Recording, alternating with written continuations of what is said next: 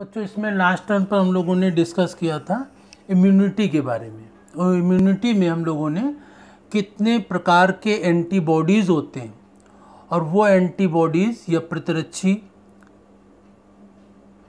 किस परसेंटेज में कहाँ होते हैं, कैसे उत्पन्न होते हैं और ये एंटीबॉडीज़ कैसे कार्य करते हैं। और जो 5 प्रकार के एंटीबॉडीज़ पढ़े थे वो 5 प्रकार के एंटीबॉडी किस में होते हैं और क्या क्या कार्य करते हैं, इसको हम लोग लास्ट टर्न पर डिस्कस किया था। तो टाइप्स ऑफ एंटीबॉडीज़ हम लोग डिस्कस उसको थे। अब उसी के आगे जो प्रतिरक्षी के प्रकार पढ़े थे अब उसमें कुछ ये इम्पॉर्टेंट क्वेश्चन डिस्कस कर रहे हैं। 2 number 1, what is the difference between antigen antibody. Antigen और एंटीबॉडीज़ में क्या अंतर होता है, ये इम्पोर्टेंट बहुत पूछा जाता है। एंटीजन और एंटीबॉडीज़ में क्या अंतर होता है, इम्पॉर्टेंट है। इसको समझेंगे सही प्रकार से और समझ करके अपनी फेयर कॉपी में लिखेंगे। What is the difference between antigen और एंटीबॉडीज़ में क्या डिफरेंस होता है। तो यहाँ देखते हैं एंटीजन और एंटीबॉडीज़ में क्या डिफरेंस होता है। Number 1, antigen foreign material induce for antibody. Foreign material मतलब बाहर से शरीर में कोई पदार्थ आता है, वही एंटीजन है या प्रतिजन है। एंटीजन को हिंदी में कहते हैं प्रतिजन। तो बाहर से कोई भी पदार्थ, कोई भी चीज़ बॉडी के अंदर इंटर करती है, प्रवेश करती है, उसी को एंटीजन कहा जाता है। और ये एंटीजन जो प्रवेश करती है एंटीबॉडीज़ को उत्पन्न करने के लिए प्रेरित करती है। बाहर से कोई पदार्थ प्रवेश कर रहा है वही एंटीजन है और ये हमारे शरीर में प्रवेश करने के बाद हमारे शरीर में एंटीबॉडी को उत्पन्न करने के लिए प्रेरित करती है, एक्साइट करती है। और एंटीबॉडीज़ क्या होते हैं, body cells protein destroy external material. तो जो बॉडी सेल होती हैं, शरीर की कोशिकाएं होती हैं, वो जो संरचना प्रतिजन या एंटीजन के खिलाफ बनाती हैं, प्रोटीन से बनाती हैं। शरीर की जो कोशिकाएं प्रतिजन के खिलाफ, एंटीजन के खिलाफ प्रोटीन से जो संरचनाएं बनाती हैं, उन संरचनाओं को, उन स्ट्रक्चर्स को हम क्या कहते हैं, एंटीबॉडी कहते हैं, जो कि एक्सटर्नल मटेरियल को डिस्ट्रॉय करती है। मतलब जो एंटीजन आता है उसको डिस्ट्रॉय करती है, उसको नष्ट करती है।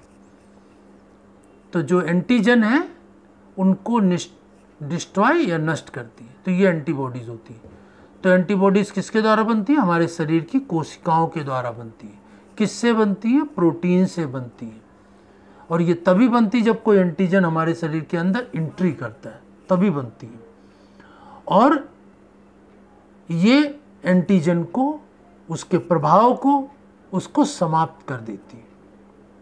तो ये पहला डिफरेंस हुआ एंटीजन और एंटीबॉडीज में। दूसरा डिफरेंस क्या होता है, एंटीजन क्या है, रासायनिक रूप से। एंटीजन जो होते हैं वो रासायनिक रूप से क्या होते हैं, प्रोटीन या ग्लाइकोप्रोटीन या पॉलीसैकेराइड्स आदि होते हैं। एंटीजन जो होते हैं वो क्या क्या हो सकते हैं, एंटीजन प्रोटीन हो सकते हैं या ग्लाइकोप्रोटीन हो सकते हैं या पॉलीसैकेराइड्स हो सकते हैं, ये एंटीजन हो सकते हैं। और एंटीबॉडीज़ क्या होते हैं, एंटीबॉडी प्रोटीन मॉलिक्यूल होते हैं। एंटीबॉडी क्या होते हैं, प्रोटीन मॉलिक्यूल्स होते हैं, प्रोटीन के अणु होते हैं। जैसे कि गामा ग्लोब्यूलिन, मैंने बताया था एंटीबॉडी क्या होते हैं, एंटीबॉडी को गामा ग्लोब्यूलिन भी कहते हैं या इम्यूनोग्लोब्यूलिन भी कहते हैं। तो एंटीबॉडी केवल प्रोटीन होते हैं जिन्हें कि हम गामा ग्लोब्यूलिन या इम्यूनोग्लोब्यूलिन भी कहते हैं। तो इस प्रकार एंटीजन तो प्रोटीन, ग्लाइकोप्रोटीन और पॉलीसैकेराइड हो सकते हैं, जबकि एंटीबॉडी केवल क्या होते हैं, प्रोटीन के अणु होते हैं जिन्हें कि हम गामा ग्लोब्यूलिन या इम्यूनोग्लोब्यूलिन भी कहते हैं। ये तो 2 डिफरेंस हुए एंटीजन और एंटीबॉडी में। तीसरा डिफरेंस क्या होता है, ये एंटीजन जो होते हैं, एंटीजन कहाँ पाए जाते हैं? जो रोग जनक होते हैं उनकी बाहरी सतह पर पाए जाते हैं, जिनसे रोग उत्पन्न होता है, जिनसे हमको कोई रोग हो सकता है, उसी की आउटर सरफेस पर, सतह पर ये एंटीजन पाए जाते हैं। On the surface of the disease germinator, जिनसे रोग उत्पन्न होता है, रोग जनक होते हैं, उन्हीं की बाहरी सरफेस पर एंटीजन पाए जाते हैं, ठीक है ना। और या फ्री मॉलिक्यूल्स भी होते हैं, स्वतंत्र भी होते हैं, मतलब वायुमंडल में, मिट्टी में, ऐसे स्वतंत्र भी हो सकते हैं। और यह जो रोग उत्पन्न करते हैं उनकी बाहरी सरफेस पर पाए जाते हैं, बाहरी सतह पर पाए जाते हैं, ठीक है ना। तो एंटीजन रोग जनक के या जो डिसीज जर्मिनेटर होते हैं उनकी बाहरी सतह पर या स्वतंत्र अणु के रूप में होते हैं। जबकि एंटीबॉडी क्या होते हैं? ये एंटीबॉडी प्लाज्मा सेल की सरफेस पर होते हैं, जो प्लाज्मा की कोशिकाएं होती हैं उनकी सतह पर होते हैं, या ब्लड में होते हैं, लिम्फ में होते हैं, या मिल्क में होते हैं।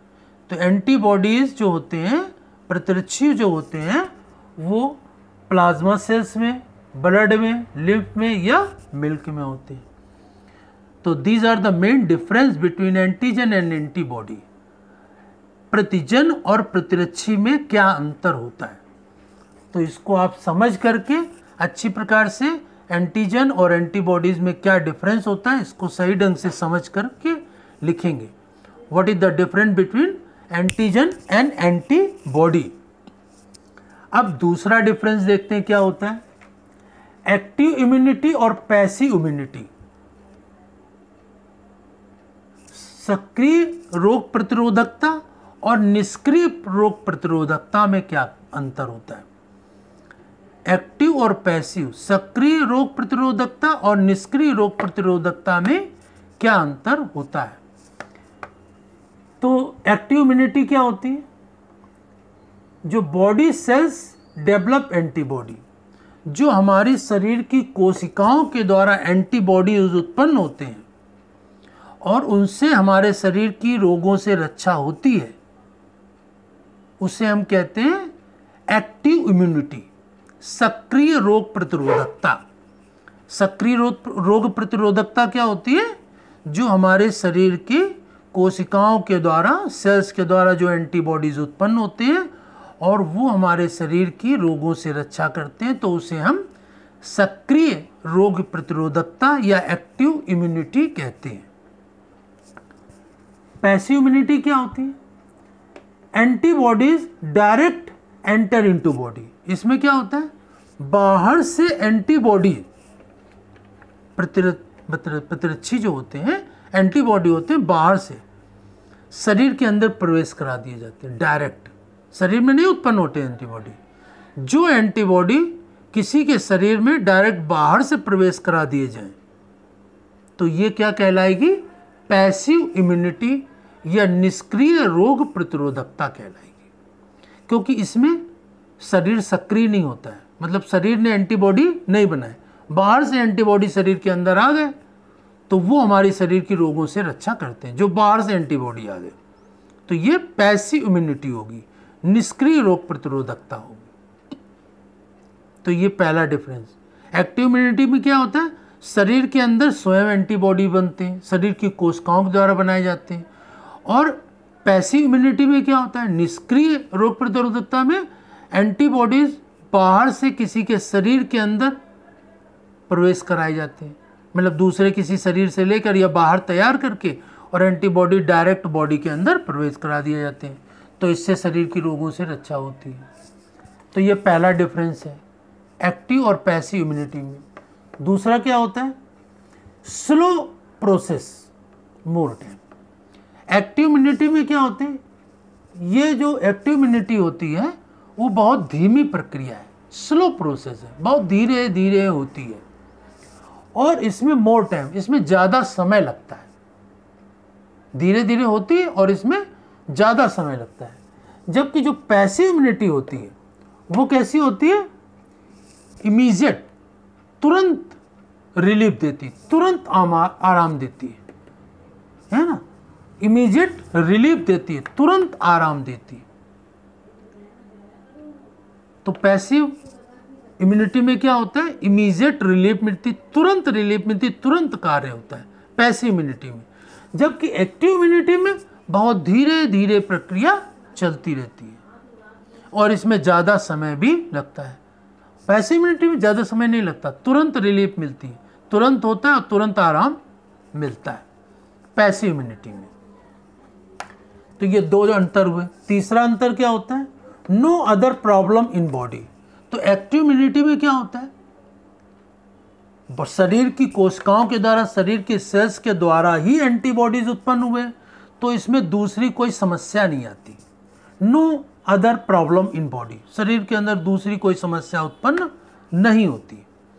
लेकिन पैसिव इम्यूनिटी में क्या होता है, बाहर से एंटीबॉडी डाल दिए गए और बाहर से एंटीबॉडी डालने में क्या होता है, शरीर की रोगों से तो रक्षा हो जाएगी और जिसके लिए वो एंटीबॉडी डाले गए वो एंटीजन तो मर जाएंगे, लेकिन इसके साथ साथ दूसरी समस्याओं के उत्पन्न होने की संभावना बनी रहती है ना। अदर प्रॉब्लम आल्सो जनरेट, मतलब कि दूसरी समस्याएं उत्पन्न हो सकती, हो जाए ऐसा निश्चित नहीं है कि दूसरी समस्याएं उत्पन्न होंगी ही, लेकिन दूसरी भी समस्याएं उत्पन्न हो सकती हैं पैसिव इम्यूनिटी में। तो पैसिव इम्यूनिटी में क्या होता है, बाहर से एंटीबॉडी डाले गए, आराम तो तुरंत मिलेगा, लेकिन दूसरी समस्याएं उत्पन्न हो सकती है। जबकि एक्टिव इम्यूनिटी में दूसरी कोई समस्या उत्पन्न कभी भी नहीं होगी। तो ये तीन डिफरेंस हुए। चौथा डिफरेंस क्या होता है, एक्टिव इम्यूनिटी में क्या होता है, work whole life. Active immunity में क्या, जो एंटीबॉडी बन गए वो होल लाइफ, पूरा जीवन कार्य करते हैं, पूरे जीवन आपके शरीर की रोगों से रक्षा होती रहती है। एंटीबॉडीज जो हमारे शरीर की कोशिकाओं के द्वारा, सेल्स के द्वारा जो एंटीबॉडी बनते हैं वो पूरा जीवन हमारे शरीर की रोगों से रक्षा करते हैं। जबकि जो पैसिव इम्यूनिटी होती है, निष्क्रिय रोग प्रतिरोधकता होती है, उसमें बाहर से एंटीबॉडी डाले गए वो तुरंत तो आराम देते हैं, समय नहीं लगता है, तुरंत रिलीफ मिल जाता है, लेकिन उसमें दूसरी समस्याएं उत्पन्न हो जाती हैं और साथ में क्या होता है, ये पूरे समय लंबा कार्य न करती है, इफेक्ट सम टाइम, कुछ समय के लिए काम करती है, उसके बाद इसका काम खत्म। तो पैसिव इम्यूनिटी या निष्क्रिय रोग प्रतिरोधकता क्या होती है, इसमें बाहर से शरीर के अंदर एंटीबॉडी डाले जाते हैं जिससे कि तुरंत आराम मिलता है, समय नहीं लगता है, लेकिन इसमें दूसरी समस्याओं के उत्पन्न होने की संभावना बनी रहती है और इसका प्रभाव कुछ ही समय रहता है। जबकि एक्टिव इम्यूनिटी में क्या होता है, सक्रिय रोग प्रतिरोधकता में, इसमें बॉडी के, शरीर की कोशिकाओं के द्वारा ही एंटीबॉडी बनते हैं, लेकिन ये प्रक्रिया धीमी होती है, इसमें ज़्यादा समय भी लगता है और इसमें दूसरी कोई समस्या उत्पन्न होने का कोई संभावना नहीं होती है। और ये जो एक्टिव इम्यूनिटी होती है ये पूरा जीवन कार्य करती रहती है, पूरा जीवन सक्रिय रूप से हमारे शरीर में प्रक्रिया ये बनी रहती है और हमारे शरीर में दूसरे इसी प्रकार के, इससे जो उत्पन्न होने, जिस रोग के प्रति ये एंटीबॉडी उत्पन्न हुए हैं, वो एंटीबॉडी होल लाइफ शरीर की रक्षा करते रहते हैं। तो इस प्रकार से ये एक्टिव इम्यूनिटी और पैसिव इम्यूनिटी, ये मोस्ट इंपॉर्टेंट क्वेश्चन है। सक्रिय रोग प्रतिरोधकता और निष्क्रिय रोग प्रतिरोधकता में क्या अंतर होता है, इसको अच्छी प्रकार से समझ करके अपनी फेयर कॉपी में नोट करेंगे। ठीक है ना, मैंने इसको सही ढंग से आपको समझा दिया है। सक्रिय रोग प्रतिरोधकता और निष्क्रिय रोग प्रतिरोधकता मोस्ट इंपॉर्टेंट क्वेश्चन है। और दूसरा मैंने बताया एंटीजन और एंटीबॉडी, प्रतिजन और प्रतिरक्षी। एंटीजन को हिंदी में कहते हैं प्रतिजन और एंटीबॉडीज को कहते हैं प्रतिरक्षी। इन दोनों में क्या डिफरेंस होता है वो हम लोगों ने डिस्कस कर लिया। ठीक है ना, तो ये दो इम्पॉर्टेंट डिफरेंस है और इसको अच्छी प्रकार से समझ करके फेयर कॉपी में नोट कर लेंगे। और इसके पश्चात जो इम्पॉर्टेंट क्वेश्चन रह गए, वैसे तो पूरा चैप्टर हम लोगों ने डिस्कस कर लिया, जो इम्पोर्टेंट टॉपिक रह गए, डिफरेंस रह गए, उनके बारे में पढ़ चुके हैं पहले, लेकिन जो डिफरेंस हैं, जो मेन टॉपिक हैं, क्वेश्चंस हैं, उनको हमें डिस्कस करना है। तो वो नेक्स्ट टर्न पर और डिस्कस कर लेंगे, फिर इसके बाद इस चैप्टर को समाप्त करेंगे। धन्यवाद।